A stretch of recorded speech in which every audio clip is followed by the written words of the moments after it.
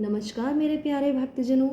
आज मैं फिर से आपका स्वागत करती हूँ अपने इस चैनल में जिसका नाम है कथावाचक। यहाँ पे हम हिंदू धर्म के जितने भी त्योहार व्रत आते हैं उनके लिए कथाएं लाएंगे।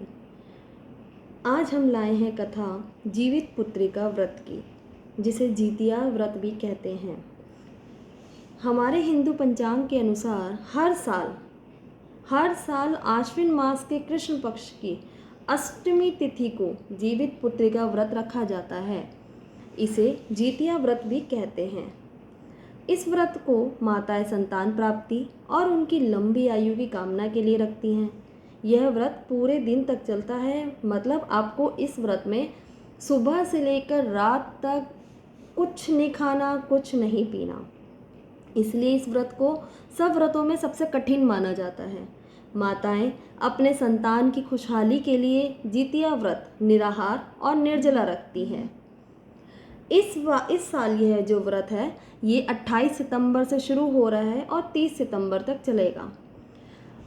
मतलब ये 3 दिन का व्रत कहा जाता है, लेकिन जो इसके मेन व्रत है वो 29 सितंबर का है। 28 सितंबर से शुरू होगा ये शाम को 6:16 से।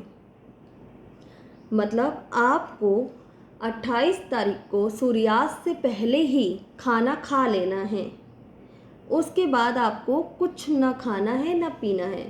अगले दिन आपका व्रत पूरा चलेगा और फिर 30 सितंबर को आपको सुबह इसे खाना खा के इसको पूर्ण करना होगा।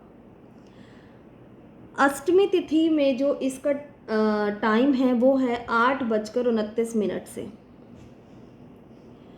तो अब मैं आपको ये बताती हूँ कि पहले दिन मतलब 28 सितंबर के दिन इसे नहाए खाए भी बोला जाता है। जैसे इस व्रत में संतान को इस व्रत का फल तो मिलता ही मिलता है। इस व्रत के खंडित होने पे इसके बुरे प्रभाव भी संतान को झेलने पड़ते हैं। तो इस दिन जब आप सूर्यास्त से पहले खाना खाएं तो परिवार के सदस्यों को भी खाने में प्याज लहसुन नहीं डालना चाहिए। ऐसा खाना तामसिक माना जाता है। व्रत के दिन तामसिक भोजन ना ही पकाना चाहिए, ना ही खाना चाहिए, ना ही नाखून काटें इस दिन, ना ही गलती से बाल काटें। दूसरे दिन आप सुबह उठकर भगवान सूर्य नारायण की मूर्ति को स्नान कराएं और भोग लगाएं तथा आचमन कराकर धूप दीप आदि उतारें। फिर जो भोग आपने भगवान को चढ़ाया है वो प्रसाद के रूप में बांट दें। इस दिन बाजरा और चने से बने पदार्थ जो हैं भोग में लगाए जाते हैं ज़्यादातर जगह पर, तथा काटे हुए फल, जैसे कटे हुए फल होते हैं, शाक आदि होते हैं, वो इसमें नहीं खाए जाते। ना ही आप लोग कि मतलब इसको इस दिन ये काटिए। यह व्रत करने से जिनके पुत्र तो होते हैं परंतु जीवित ना रहते हों, जीवित रहने लगते हैं। साथ ही बच्चों का मरण दोष भी दूर हो जाता है। इस व्रत में माताएं सप्तमी को खाना और जल ग्रहण कर व्रत की शुरुआत करती हैं और अष्टमी तिथि को, जो व्रत रखने का मेन दिन होता है जिस दिन हम निर्जला व्रत रखते हैं, मतलब अष्टमी तिथि को पूरे दिन निर्जला व्रत रखती हैं। और फिर तीसरा दिन मतलब नवमी तिथि को व्रत का समापन किया जाता है। अब हम आगे चलते हैं जीवित पुत्रिका व्रत की कथा के लिए।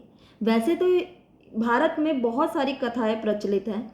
मैं उनमें से 3 कथाएं यहाँ पर आप लोगों को बताने जा रही हूँ, जिसमें से पहली कथा है जीमूत वाहन गंधर्व की, जिनके नाम पर इस व्रत का नाम पड़ा। आइए हम सुनते हैं कथा नंबर 1। इस कथा के अनुसार जीमूत वाहन गंधर्व के एक बुद्धिमान राजा थे, लेकिन जीमूत वाहन को वहाँ पे शासन करना पसंद नहीं था। मतलब वो अपने मन से संतुष्ट ही नहीं थे कि वो शासन करें, और इसके परिणाम स्वरूप उन्होंने अपने भाइयों को अपने राज्य की सभी जिम्मेदारियां दे दी और अपने पिता की सेवा के लिए जंगल चले गए। एक दिन जंगल में भटकते हुए उन्हें एक बुढ़िया विलाप करती हुई मिलती है। उन्होंने बुढ़िया से रोने का कारण पूछा। इस पर उसने उसे बताया कि वह नागवंशी के परिवार से है और उसका एक ही बेटा है। एक शपथ के रूप में हर दिन एक सांप पक्षीराज गरुड़ को चढ़ाया जाता है और उस दिन उसके बेटे का नंबर था। उसकी समस्या सुनने के बाद जीमूतवाहन ने उन्हें आश्वासन दिया कि वह उनके बेटे को जीवित वापस लेकर आएंगे। तब वह खुद गरुड़ का चारा बनने का विचार कर चट्टान पर लेट जाते हैं। तब गरुड़ आता है और अपनी उंगलियों से लाल कपड़े से ढके हुए जीमूतवाहन को पकड़कर चट्टान पर चढ़ जाता है। उसे हैरानी होती है कि जिसे उसने पकड़ा है वह कोई प्रतिक्रिया क्यों नहीं दे रहा है, मतलब वो क्यों नहीं हिलडुल रहा है। तब वह जीमूतवाहन से उनके बारे में पूछता है। तब गरुड़ जीमूतवाहन की वीरता और परोपकार से प्रसन्न होकर सांपों से कोई और बलिदान नहीं लेने का वादा करता है। तो ये मान्यता है कि तभी से संतान की लंबी उम्र और कल्याण के लिए जितिया व्रत मनाया जाता है। तो ये हमारी पहली कथा थी जितिया व्रत की, जिसके बेस पे जिनके नाम पर ही इस व्रत का नाम पड़ा है। अब हम दूसरी कथा प्रारंभ करने जाते हैं।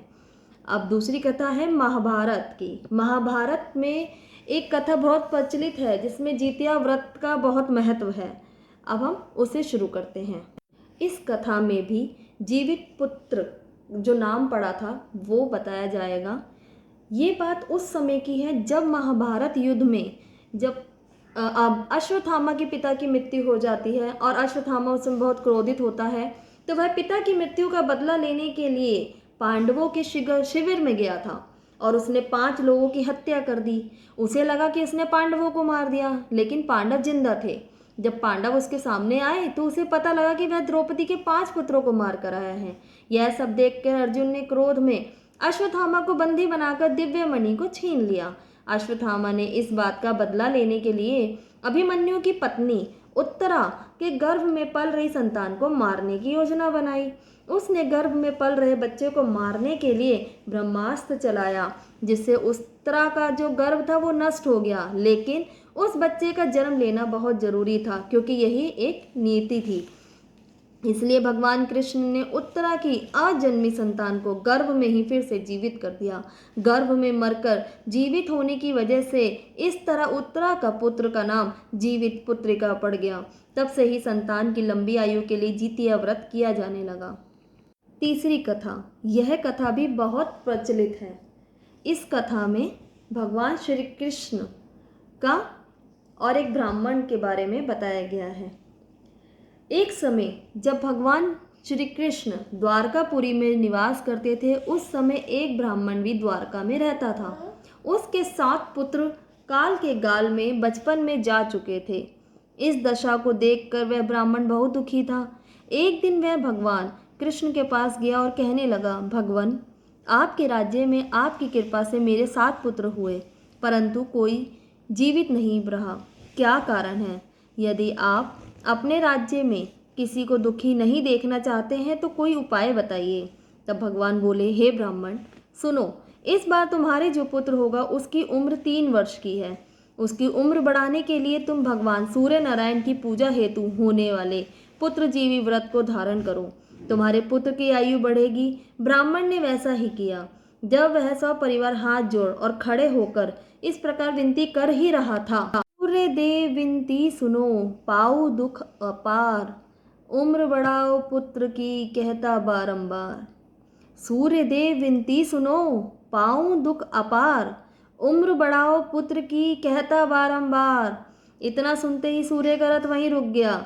ब्राह्मण की विनती से प्रसन्न होकर सूर्य ने अपने गले से एक माला ब्राह्मण पुत्र के गले में डाल दी और आगे चले गए। थोड़ी ही देर में यमराज उस ब्राह्मण पुत्र के प्राण लेने आया। यमराज को देखकर ब्राह्मण और ब्राह्मणी कृष्ण जी को झूठा कहने लगे। भगवान कृष्ण अपना अनादर जानकर तुरंत सुदर्शन चक्र लेकर आकर बोले, इस माला को यमराज के ऊपर डाल दो। इतना कहते ही ब्राह्मण उस माला को उठाने लगा कि यमराज डर से भाग गए, परंतु यमराज की छाया रही। उस फूल की माला को छाया के ऊपर फेंक दिया, जिसके फलस्वरूप वह छाया शनि के रूप में आकर भगवान कृष्ण की प्रार्थना करने लगी। भगवान कृष्ण को शनि के ऊपर दया आ गई और पीपल के वृक्ष में रहने के लिए कहा। तब से शनि की छाया पीपल के वृक्ष पर निवास करने लगी। इस प्रकार भगवान श्री कृष्ण ने ब्राह्मण के पुत्र की उम्र बढ़ा दी। इसलिए भगवान जिस तरह उस ब्राह्मण के लड़के की उम्र बढ़ाई है, उसी तरह सबके बच्चों की उम्र बढ़ाना और सबको खुशहाली देना। बोलो जय सूर्य नारायण भगवान की जय। आप सब मेरे साथ बोलिए, सूर्य नारायण भगवान की जय। आप सभी से निवेदन है, अगर आप सभी को मेरी ये कथा जो मैंने जियोतिया भगवान की सुनाई है अच्छी लगी हो और आपका करने का मन हो तो आप इसे ज़रूर कीजिएगा। ये व्रत बहुत ही पावन है। हाँ, थोड़ा कठिन है, बट माँ के लिए संसार में कुछ भी असंभव नहीं है अगर बात अपने संतान की हो तो।